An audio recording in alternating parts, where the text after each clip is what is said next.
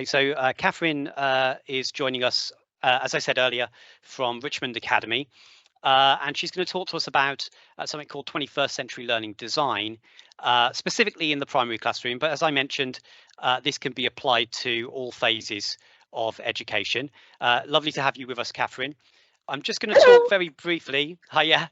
I'm just going to talk very briefly about my experiences with 21CLD, as it's called. And for those of you that aren't aware of what 21CLD is, there's a bit of information here on the screen for you. So 21CLD is broken down into these 6 areas: collaboration, skilled communication, knowledge construction, self-regulation, real-world problem solving, and the use of ICT for learning. It is another pedagogical approach to learning that has been adopted by Microsoft. And actually, if you complete the course that is linked to there on Microsoft Learn, then you can be prepared to do an exam, which is called the Microsoft Certified Educator exam, which many of the people who will be speaking to you, who are speaking to you on from the Microsoft community this evening will have. I've got it. I think, Catherine, have you got this badge as well? I do, yes. You do. So this is a useful thing to have. But essentially, what it does is it looks at each of these areas, each of these 6 areas, as a rubric. Rubric's not a term that we use very often in the UK, but obviously the Americans use that term quite a lot. But the idea is, if you look at the table at the bottom, so for collaboration, the bottom level is that there is no collaboration going on. They're not working in groups, they're not working in pairs, there's no collaboration happening at all. Level 1 is they're working in groups, but perhaps they're just working in groups because it's easy to do that. It's not for a particular purpose. Perhaps it's not they haven't got shared responsibility for the outcomes of their work. Level 2 is where they do have shared responsibility for the outcome of their work. Number 3 is where they make decisions together. Number 4 is where the project is interdependent. So every single person who's involved in that project is being judged for their contribution as part of that project. So each one of these different areas has different levels of complexity and different levels of how it is used in the classroom. So one way I've used this is with a database design project. So for those of you who don't know, I was a teacher of computing and ICT when I was active in the classroom, and this is a project that I did. This one is actually a Key Stage 5 project. So in this project, students were grouped into small groups, 3 or 4 students, and they were given a database scenario. In this case, it was for a girls' soccer league that they had to produce a database for. So it had got teams, player registrations, all that kind of stuff, fixtures, events, and so on. And they had to design the database from scratch. They had to produce all of the documentation to support what they'd done. You can see an entity relationship diagram in the background there. They had to produce a presentation. They all had to speak on it. And you can see from the assessment rubric that is shown the kind of things that they were judged on, which includes stuff to do with the group, and it includes stuff to do with individuals. And again, the table at the bottom is just where I've sort of indicated where it would fall in terms of 21CLD. So the collaboration, it is interdependent. Their grades are based upon how well they do both individually and as part of the team. It's interdisciplinary because it involves not just the knowledge of databases, but knowledge of many other things, such as how to present to an audience and so on. So that's my experience, and I think it works really, really well. And Catherine's now going to talk about her experience and how 21CLD is being introduced and put across the STAR Academy. Over to you, Catherine. Thank you. I'm just going to share my screen with you. So the biggest thing to remember here is that as I'm going over this, it's not about the children perfecting these skills. It is more about the children being exposed to being able to investigate and develop these skills. So it's all about developing 21st century learning in the primary classroom. So there's just a little bit about us here. I work at a school called Richmond Academy. It is a primary school in one of Britain's most underserved areas. We are number 46 nationally of the most deprived areas in the UK. We cater for nursery to year 6, and we are part of 8 schools in the Stour Academy Trust. We have recently been awarded Microsoft Showcase status, and across the trust we have 41 Microsoft Innovative Educator experts. So I am a year 5 teacher, and I'm also a digital champion for my trust. So my focus tools are Canva and Microsoft Flip, and my in-school focus is all about personalised learning. I was MIE trainer last year. I do have MCE status, and anyone who would like to contact me via Twitter, my Twitter handle is there for you as well. So just firstly, what is 21 CLD? Well, it's a set of skills outlined by Microsoft that are required for people to be successful in today's world, the digital world. There are 6 key skills that every child needs to have opportunities to develop, and I think that's a really important word there, not perfecting, opportunities to develop whilst in education, so they can continue to develop, grow and apply these to the working world when they're older. We all know that factory jobs are very much non-existent now, and coding and computers are taking over wherever we go, from supermarkets to schools. So it's up to educational settings to create enabling environments that allow children to explore and start developing these skills. So the first one here is collaboration. So in the primary classroom, it means requiring the children to work together and share responsibility for a final outcome. They should be making substantive decisions together that impact the outcome of their learning. Knowledge construction, where children are required to construct the knowledge, not just replicate it. This knowledge could be interdisciplinary, so it could cover multiple subjects across the curriculum, but it's something new that they're learning. Real-world problem solving should give children the opportunities to develop ways to solve problems in the real world and receive feedback from those who will be implementing their ideas before creating a final product. And that could be anything from children investigating ways to help areas of the world perhaps hit by earthquakes. That came to mind because I'm actually doing that next term. Or it could be as simple as developing a new park for their local community. Self-regulation looks at long-term activities where children plan and assess their work, as well as acting on feedback that's given to them. Use of ICT. Children should be given the opportunity to use the ICT to produce products for an authentic audience, not just rewrite a project. And for skilled communication, children should be given the opportunity to communicate their ideas on a concept or an issue. This needs to be supported with evidence and designed for a particular audience. So my presentation is mainly about how the Stour Academy Trust enables a vision, creating enabling environments.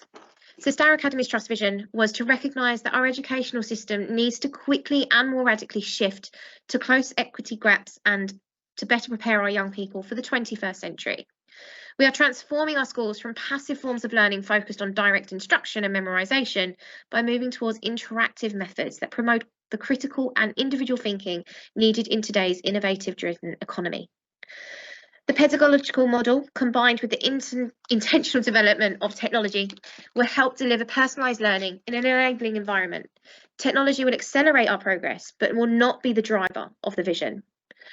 We aim to nurture a community of learners that challenge thinking, where our staff are empowered to take risks and develop their practice to meet the needs of an evolving school system, which is not held back by traditional restrictions and ideologies. So this is where I'm just going to talk about how here at Stour our environments enable children to be creative and develop sense and to develop in different ways. So classrooms that are designed to develop with the children and not to restrict development or to keep people in the same stagnant way of developing. So, for example, our enabling environments have flexible seating. The classrooms are designed for learners and settings that meet the needs of the curriculum. So I'm just going to hopefully turn my sound on here. Include the sound. Bear with me 2 seconds. My computer doesn't want to play sound and I don't know why. Sorry guys, bear with me 2 seconds. No, it's all set up. It's okay, it's just music. So I'm just going to play this video. There is no sound. So it's just taking notice of how the environments enable our children. So you can see as they go through this, every Key Stage 2 child actually has their own device. So that gives them the flexibility to move around the room. We have different collaboration spaces built up across our classrooms. And you can see how the different classrooms change depending on the year groups we're teaching. So as you can see, we have flexible seating includes things like lap trays where children might want to sit on the floor. We have beanbag areas where perhaps children just want to sit more comfortably. And they're not restricted to sitting at a table. In fact, most of our classrooms don't have enough tables for each child to sit. However, these do increase the further up the school they go to build in that bit more professionalism before they move into their secondary schools. But each classroom is different and unique for the children.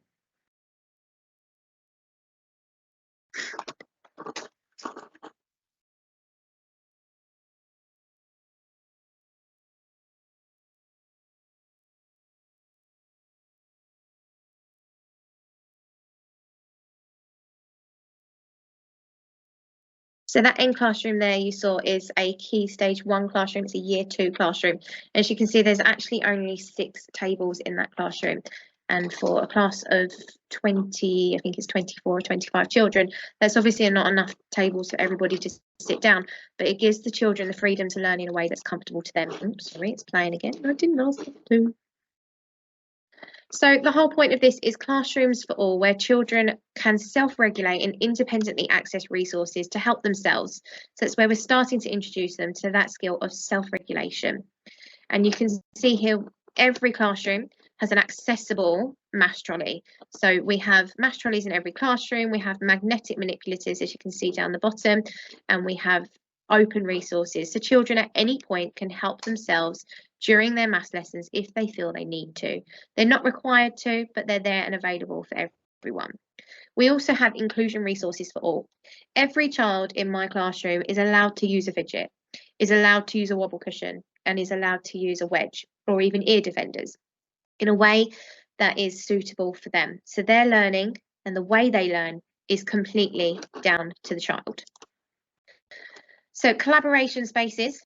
So we have different spaces, we have learning, and we have different products that promote collaboration. So I've just got another little video here that shows different collaboration across the school. So this one here is a Year 6 classroom where the children are working together, and then you can see how drastically that changes as we head to Year 1, and they have a role play and exploration area where they are investigating different mixtures and obviously how to create different products. Remember, collaboration is all about children working together towards a final product. Every child, to reach the higher coded levels of collaboration, need to have an input. They need to make decisions with each other, and they need to be contributing to the final product. So where their contribution is just as important as everybody else's. Our collaboration spaces are set up with magnetic whiteboards so the children can sit down and work together in a space. As we go up the school, Key Stage 2, in those collaboration spaces, we even have televisions connected to laptops where children can air screen their iPad straight to the television or work on the laptop to do research projects together. They become more sophisticated as they work up the school. And you can see further on in this video that some of our collaboration spaces even have sofa areas where the children will sit down and work together. But these collaboration spaces are built with the children in mind, so we're still giving them the resources, we're still giving them what they need to be successful, but we're not limiting the way they do that. Again, there we go. So to develop skills, children and young people need to be exposed to the opportunities to explore and apply those skills. Our teacher needs to give children more memorable experiences that facilitate the learning of these skills. We all know that if learning's fun, it is remembered. And I have noticed since we've started this approach that more and more children are remembering their learning and retaining information because it was a fun experience. We utilise Microsoft tools to help facilitate the exposure to the skills outlined in the 21st Century Learning design. These tools include things like Canva for education, Microsoft Flip, Minecraft Education Edition, Microsoft Teams, and Microsoft Office tools. On these, I'm pretty sure in all of these actually, children can collaborate. They can work together on the same document to build a project. The use of ICT across the school. I think when we look at 21st century skills, we need to remember that giving a child a laptop and asking them to create a presentation is not considered the use of ICT when we look at 21st century learning design. The use of ICT should allow children to use newly constructed knowledge to produce products that are authentic and targeted to specific audiences. This needs to be where the use of ICT is essential in being successful, not just to recreate something they already know. One way we do this at Richmond, and I know a couple of our schools across the Star Academy Trust do this as well, we have a fantastic digital den, also known as our green screen studio. Children can then create something new, authentic and fun. We have a wardrobe that the children can dress up with, we have merge cubes, we have robots, everything that they can use to create something that is completely authentic and fun to them and show their learning. We recently had, today actually, we had children using the Merge Cube to use augmented reality to have a Viking long ship in front of them. And using that, they're able to explore. And it allowed them to construct new knowledge through the use of ICT. So it's just remembering that just giving a child a laptop and go write your book report is not what we consider the use of ICT with 21st century learning. And I think it's remembering that all of this is just to facilitate preparing our young people for a digital future. And it's important to remember that every child learns in their own way. These enabling environments make personalised learning easier to facilitate. We have different ability groups no matter what we teach. And it's important to notice that these different environments allow those children to not be identified so easily as someone comes into the classroom. You used to walk in and see the child with the workspace and the ear defenders, and you'd know instantly that that was your SEND child. We don't have that here. Every child can wear ear defenders. Every child can have a workstation if they want to. However, giving that flexible option allows them to do it their way. And I think it's nice for those children to know that they blend in. They're not stuck out for having different work or ear defenders or a fidget toy. So it's all about exposing children to the opportunities to develop the skills of 21st century learning design. That means that when they head off on their own, they have a desirable set of skills they can apply in the digital world. You need to remember these skills take time to develop and they will never be perfect, especially not in the primary school age. Our job is simply to expose our young people to these skills and give them a chance to explore using them. So I really hope for some of you that has been helpful when we talk about 21st century learning in the primary classroom. And yeah, I hope you've all got something out of that. Thank you so much, Catherine. I'm sure that people will have got things out of it. I think one of the things that it occurs to me, for those of you who were involved at PolyMAT in the event last year when we had a number of primary schools come in and we were sharing best practice, sharing what we were doing in the classrooms at secondary and in year 6, for instance. You know, how amazing it is to see the kind of work that is being done in primary classrooms. And I think, you know, it's something that secondary educators need to see all the time, need to be reminded of all the time, is the types of skills and the types of experiences that students are getting from the primary classroom. Catherine, I know you've got to shoot off to a meeting, so thank you for your time.